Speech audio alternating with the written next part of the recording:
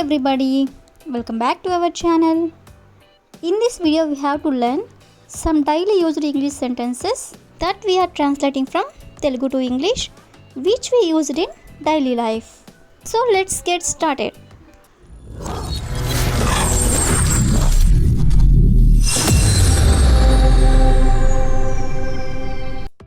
Before going to the topic, if you like this video, please like and share to your friends and family members, and also don't forget to subscribe my channel. Okay, coming to the topic, actually అంటే నిజానికి. Actually అనే వర్డ్ని use చేసుకొని కొన్ని sentences అనేవి ఒకసారి చూద్దాం. First one is నిజానికి ఇది నీ తప్పు. నిజానికి ఇది నీ తప్పు. సో దీన్ని ఇంగ్లీష్లో actually it is your mistake. Actually అంటే నిజానికి, ఇట్ ఈస్ యువర్ మిస్టేక్ అంటే ఇది నీ తప్పు అని. అదేవిధంగా నెక్స్ట్ వన్ ఈస్ నిజానికి ఇది సమస్య కాదు. నిజానికి ఇది సమస్య కాదు. సో దీన్ని ఇంగ్లీష్లో actually this is not an issue. Actually అంటే నిజానికి, this is not an issue అంటే ఇది సమస్య కాదు అని. అదేవిధంగా నెక్స్ట్ వన్ ఈస్ నిజానికి అతనికి ప్రతీదీ తెలుసు.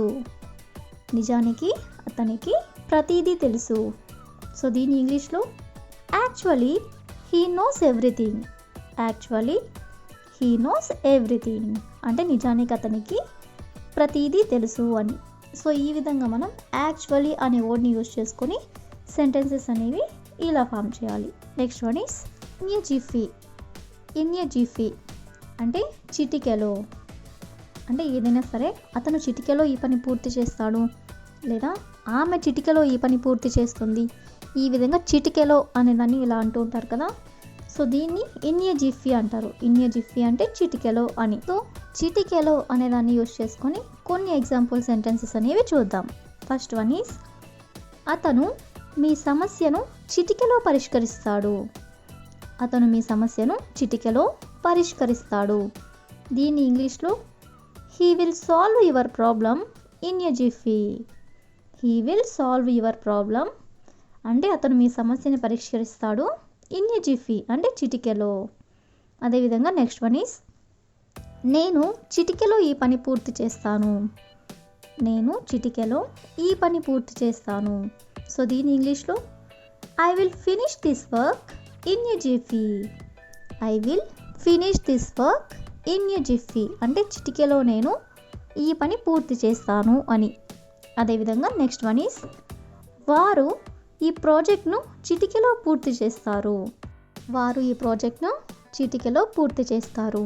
సో దీని ఇంగ్లీష్లో they will complete this project in a జిఫీ.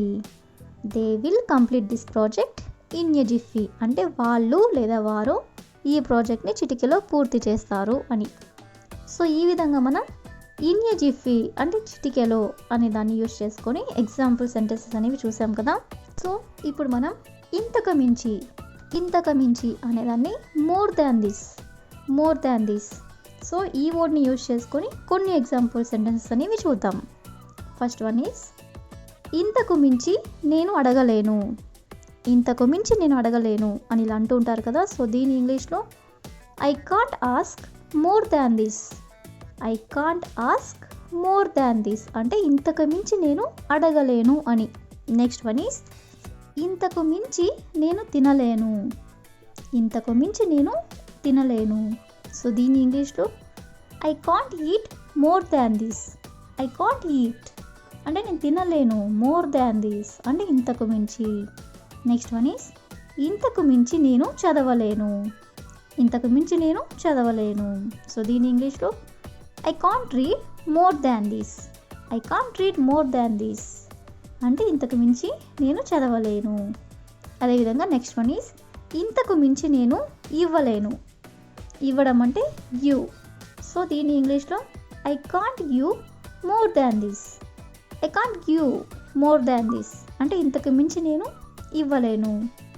అదేవిధంగా నెక్స్ట్ వన్ ఈస్ ఇంతకు మించి నేను మాట్లాడలేను.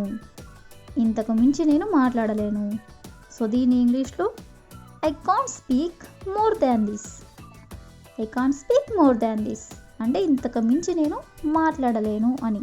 సో ఈ విధంగా మనం ఇంతకు మించి అనే దాన్ని యూజ్ చేసుకొని సెంటెన్సెస్ అనేవి ఈ విధంగా ఫామ్ చేయాలి. సో నెక్స్ట్ వచ్చేసరికి నాకు తెలిసినంత వరకు అనే దాన్ని as far as I know. So ఈ వర్డ్ని యూజ్ చేసుకొని కొన్ని సెంటెన్సెస్ అనేవి చూద్దాం. ఫస్ట్ వన్ ఈస్ నాకు తెలిసినంత వరకు అతను రేపు వస్తాడు. సో దీని ఇంగ్లీష్లో as far as I know అంటే నాకు తెలిసినంత వరకు హీ విల్ కమ్ టుమారో అంటే అతను రేపు వస్తాడు. అదేవిధంగా నెక్స్ట్ వన్ ఈస్ నాకు తెలిసినంత వరకు ఇదే సరైన పద్ధతి. సో దీన్ని ఇంగ్లీష్లో as far as I know this is the right way. అంటే నాకు తెలిసినంత వరకు this is the right way అంటే ఇది సరైన పద్ధతి. అదేవిధంగా నెక్స్ట్ వన్ ఈస్ నాకు గుర్తున్నంత వరకు అతను ఏమీ అనలేదు. సో దీని ఇంగ్లీష్లో as far as I remember he didn't say anything. Remember అంటే గుర్తుండడం. నాకు గుర్తున్నంత వరకు అంటే as far as I remember. He didn't say anything అంటే అతను ఏమీ అనలేదు అని. సో ఈ విధంగా మనం as far as I know అనేదాన్ని యూజ్ చేసుకొని సెంటెన్సెస్ అనేవి ఈ విధంగా ఫామ్ చేయాలి. నెక్స్ట్ వచ్చేసరికి someone or something. Someone అంటే ఎవరో, సంథింగ్ అంటే ఏదో. ఈ టూ వర్డ్స్ని యూజ్ చేసుకొని కొన్ని ఎగ్జాంపుల్ సెంటెన్సెస్ అనేవి చూద్దాం. సో ఫస్ట్ వన్ ఈస్ మిమ్మల్ని కలవడానికి ఎవరో వచ్చారు. సో దీని ఇంగ్లీష్లో some one has come to meet you అంటే మిమ్మల్ని కలవడానికి ఎవరో వచ్చారు అని. అదేవిధంగా నెక్స్ట్ వన్ ఈస్ మీ మనసులో ఏదో ఉంది అనేదాన్ని there is something in your heart అంటే మీ మనసులో ఏదో ఉంది అని. ఏదో అనేదాన్ని సంథింగ్ అంటారు. అలాగే ఎవరో అనేదాన్ని సమ్వన్ అంటారు.